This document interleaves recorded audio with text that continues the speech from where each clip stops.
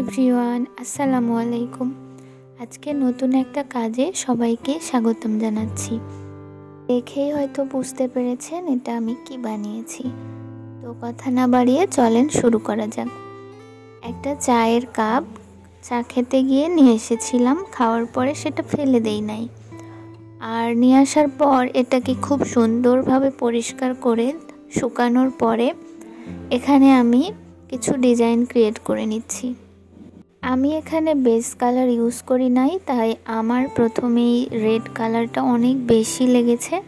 আপনারা চাইলে white colour দিয়ে বেস করে নিতে পারেন, তারপরে রং ইউজ করলে রঙের পরিমাণটা একটু কম লাগে।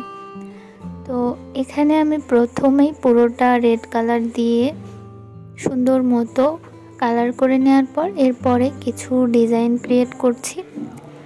আমার নিজের ইচ্ছা মতো এখানে ডিজাইন করেছি, আপনারা চাইলে যে কোনো ডিজাইন করে নিতে পারেন।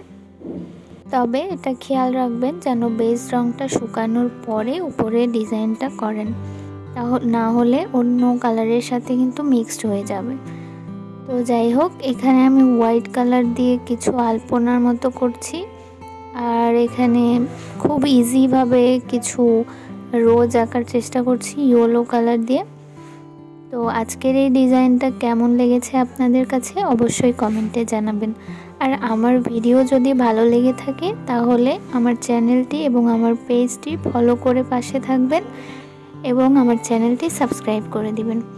এখানে আমি 5 টাকা পিস করে 3টা মোম নিয়েছি, আর সেগুলোই আমি গরম পানির উপরে দিয়ে গলিয়ে নিচ্ছি। এখানে আমি মোম রং ব্যবহার করেছি।